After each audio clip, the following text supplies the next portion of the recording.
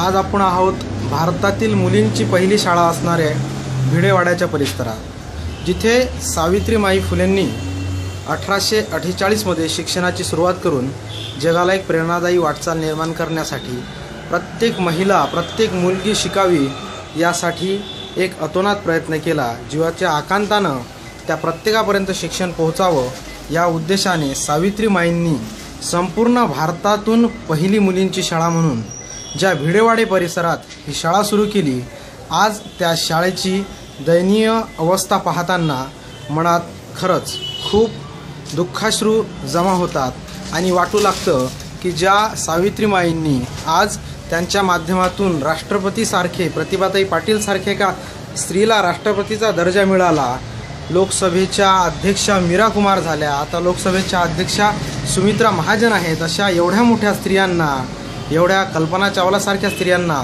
देशाच्या जगज्जेत्या पातळीवर पोहोचवण्यासाठी एक पायंडा रोवणाऱ्या आणि त्याची मुहूर्तमेढ रोवणाऱ्या सावित्रीमाई फुलेंचा हा भिडेवाडा याची अवस्था आज खूपच विदारक चित्रित होत आहे। तर आता आपण संवाद साधणार आहोत भिडेवाडा या त्यांच्या दयनीय अवस्थेवर झालेल्या त्याबद्दल आपले मत व्यक्त करणार आहेत सुप्रसिद्ध कवी, ज्यांनी या भिडेवाड्याची कविता खऱ्या अर्थाने एक जागृत केली आणि भिडेवाडा नेमका म्हणतोय काय हे सगळ्यांसमोर आणण्याचा प्रयत्न केला। दगडूशेठ गणपती समोरच असताना ज्याला सोन्यांचा मुलामा चढून लोक रोज दर्शन ज्यांचं घेतात, परंतु त्यांच्याच एकदम अमोरासमोर भारतातील पहिली मुलींची शाळा असूनही त्याकडे साधं ढुंकूनही पाहिलं जात नाही। खाली माहिती विचारली असता लोक भिडेवाड्यात जाण्यासाठी नकार देतात, वर काहीच नाही असं सांगतात। परंतु आज इथे जागर TV मराठी पोहोचलेला आहे, तर जागर TV मराठीच्या माध्यमातून स्त्री शक्तीचा आदर, स्त्री शक्तीचा जागर आणि खऱ्या अर्थानं कुठेतरी या भारतातील पहिल्या मुलींची शाळा असणाऱ्या या वास्तूचं शासनाने, केंद्र शासनाने आणि सावित्रीबाई फुले पुणे विद्यापीठ एवढं मोठं नाव देऊनही विद्यापीठाला, परंतु जिथून खरी शिक्षणाची गंगोत्री सुरुवात झाली, शिक्षणाची मुहूर्तमेढ रोवल्या गेली, ते सावित्रीबाई फुलेंचं पहिलं शिक्षणाचं जिथे माहेरघर म्हणता येईल ते अजूनही किती खराब अवस्थेत आहे हे आपल्याला या व्हिडिओच्या माध्यमातून बघता येईल। आता आपण बोलणार आहोत विजय वडवेराव यांच्याशी, ज्यांनी जागृत केली ही कविता मी भिडेवाडा बोलतो या याच्यावर, जिथे मांडलं गेलं एक दुःखद आणि या जगज्जेत्या वास्तूचं निर्माण कार्य, स्वतः भिडेवाडा स्वतःशी काय बोलतोय, त्याला होणाऱ्या वेदना काय, त्याच्याबद्दल आता आपण त्यांच्याशी संवाद साधणार आहोत। बहुजनांनो, आज आम्ही आलो या भिडेवाड्यात, जिथे पुणे विद्यापीठाचा जवळजवळ 100 वर्ष अगोदर 1848 साली महात्मा ज्योतिबा फुले आणि सावित्रीबाई फुले यांनी देशातील मुलींसाठी त्यावेळेसची पहिली शाळा काढली। आज आम्ही ज्यावेळेस भेट द्यायला लागलो भिडेवाड्यात, किती दयनीय अवस्था झाली या वाड्याची। काय आपण बहुजनांची प्रेरणास्थानं अशी उद्ध्वस्त होताना उघड्या डोळ्यांनी पाहणार आहोत काय? याविषयी आपण कधी लढा पुकारणार? भिडेवाडा मुक्ती आंदोलन आपण कधी छेडणार? उद्ध्वस्त झाल्यावर आज ज्यावेळी या भिडेवाड्याला मी भेट देतोय, तर मला असं वाटतं भिडेवाडा मला काहीतरी सांगतोय, त्याची व्यथा काहीतरी बोलून दाखवतोय।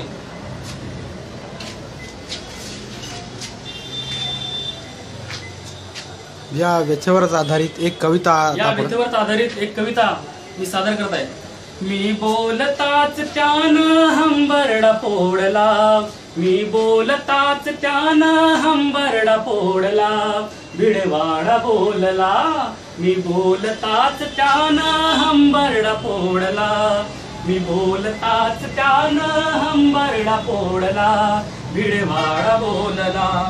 बाळांनो तुम्ही यार पहा माझी दुर्दशा, बाळांनो तुम्ही यार पहा माझी दुर्दशा, पाहून माझे दीन रूप पिकतो रे हशा, पाहून माझे दीन रूप पिकतो रे हशा, हृदयाचा त्याने आज रे बांध फोडला, हृदयाचा त्याने आज रे बांध फोडला, भिडेवाडा बोलला, मी पाहताच त्याने हंबरडा फोडला, भिडेवाडा बोलला।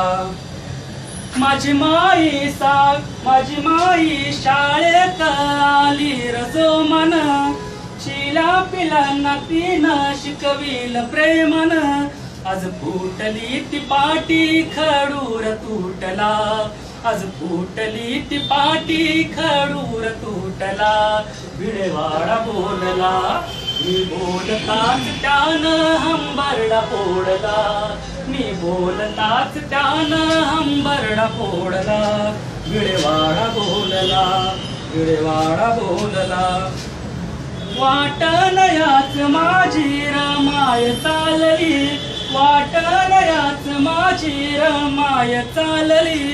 सनातन्यांची ती नर दगड झेलली, सनातन्यांची ती नर दगड झेलली. रक्ताची धार लागली तिच्या कपाळाला, रक्ताची धार लागली तिच्या कपाळाला. भिडेवाडा बोलला, मी पाहताच त्याने हंबरडा फोडला, मी बोलताच त्याने हंबरडा फोडला. भिडेवाडा बोलला, शिव्यात किती घाण माईच्या नशिबी, पदरात तिनं झेलल्या थांबली ना तरी बी. बघशेना चार वास नऊवारी साडीला, बघशेना चार वास नऊवारी साडीला. भिडेवाडा बोलला, मी बोलताच त्यानं हंबरडा फोडला. भिडेवाडा बोलला, मुसमुसून रडलं माझं माय बापर, माझ्याच भाळी त्यांच्या डोळ्याच पाणी र. जनसेवेचा तरी बिना हट्ट सोडला, जनसेवेचा तरी बिना हट्ट सोडला. भिडेवाडा बोलला, मी बोलताच त्यानं हंबरडा फोडला. भिडेवाडा बोलला, हळहळत माय बापान आधार तो दिला, रडू नकोस सावित्री ज्योतिबा बोलला. तिचा थेंब आसवांचा माझ्या हृदय सांडला, तिचा थेंब आसवांच्या माझ्या हृदय सांडला. भिडेवाडा बोलला, मी बोलताच त्यानं हंबरडा फोडला, मी बोलताच त्यानं हंबरडा फोडला. भिडेवाडा बोलला, हसतो दगडा नेहमी रस्त्या पलाडला, हसतो दगडा नेहमी रस्त्या पलाडला.